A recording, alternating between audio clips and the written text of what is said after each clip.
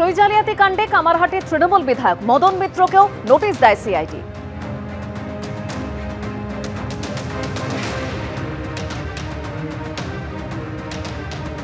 আমার বাড়ি তো সকালে এসেছিল, আমার বাড়ি তো সকালবেলা এসেছিল।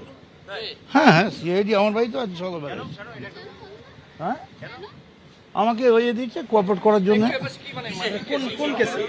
কোথায় গেল কমার্স? আমার বাড়িতে সকালবেলা সিআইডি এসেছিলেন। এই যে কেসটা হয়েছে, এই কেসের এই ব্যাপারটায় আমাকে হ্যাঁ কোঅপারেট করতে বলা হয়েছে। না না না, আমায় জিজ্ঞেস করেছে যে আপনার এটা আপনার সই কিনা, আপনার সই কিনা না, আপনি এই নোটিশটা খালি রিসিভ করে দিন। আমি রিসিভ করলাম। সিআইডি তদন্ত করছে জাল সিগনেচার বা ফেক সিগনেচারের কাণ্ডে।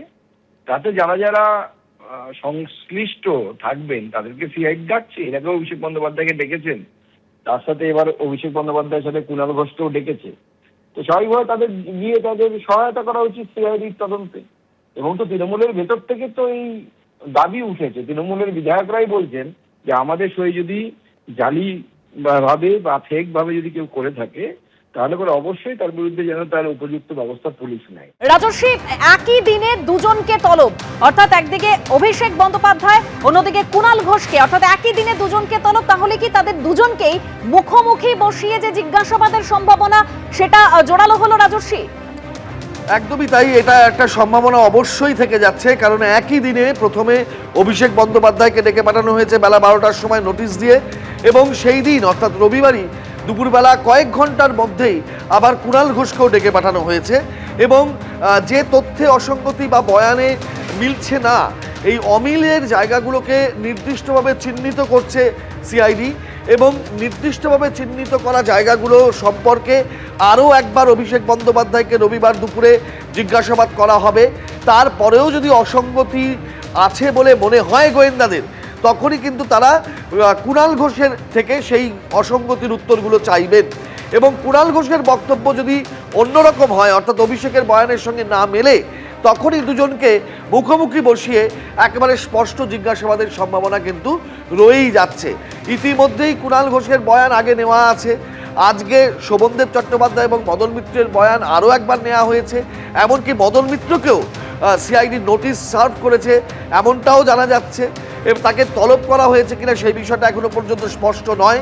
এবং এই তদন্তের ক্ষেত্রে যাদের যাদের বয়ান নেওয়ার ছিল, অর্থাৎ যে সমস্ত বিধায়কদের নাম আছে, সই আছে, কিংবা যারা অনুপস্থিত ছিলেন, যাদের সই জালিয়াতি করা হয়েছে বলে অভিযোগ উঠেছে, সকলের বয়ান রেকর্ডেড আছে, তাদের বয়ানকে ভেরিফাই করা হয়েছে এবং সেখান থেকে একটা তথ্য উঠে আসছে। সেই তথ্যগুলোর ভিত্তিতেই কিন্তু অভিষেক বন্দ্যোপাধ্যায়কে গতকাল 5.5 ঘন্টা জিজ্ঞাসাবাদ করেছেন সিআইডির গোয়েন্দারা। কিন্তু তারপরেও তারা সন্তুষ্ট হননি, কারণ তাদের মনে হচ্ছে কোথাও আরও কিছু তথ্য রয়েছে এবং যা অভিষেক বলছেন সেই বয়ানে অসঙ্গতি রয়েছে। সেই কারণেই তাকে দ্বিতীয়বার নোটিশ পাঠিয়ে রবিবার দিন দুপুরবেলা যেতে বলা হয়েছে ভবানী ভবনে, আরও একবার এক দফা জিজ্ঞাসাবাদের মুখোমুখি হওয়ার জন্য। এবং একই সঙ্গে কুণাল ঘোষকেও সেদিন ডেকে পাঠানো হলো নোটিশ দিয়ে। অর্থাৎ সেক্ষেত্রে এই অসঙ্গতির জায়গাগুলো স্পষ্ট করে চিহ্নিত করে দুজনের বয়ান নিয়ে যদি দেখা যায় অসঙ্গতি বাড়ছে বা অসঙ্গতি রয়ে যাচ্ছে, তাহলে দুজনকে মুখোমুখি বসিয়ে জিজ্ঞাসাবাদের সম্ভাবনা থাকছে। কারণ সিআইডির গোয়েন্দারা চাইছেন এটা দ্রুত কিনারায় পৌঁছতে, যে কি হয়েছিল আদতে এবং কেন হয়েছিল, কাদের মাধ্যমে এই জালিয়াতি হয়েছে। এবিপি আনন্দ, এগিয়ে থাকে, এগিয়ে রাখে।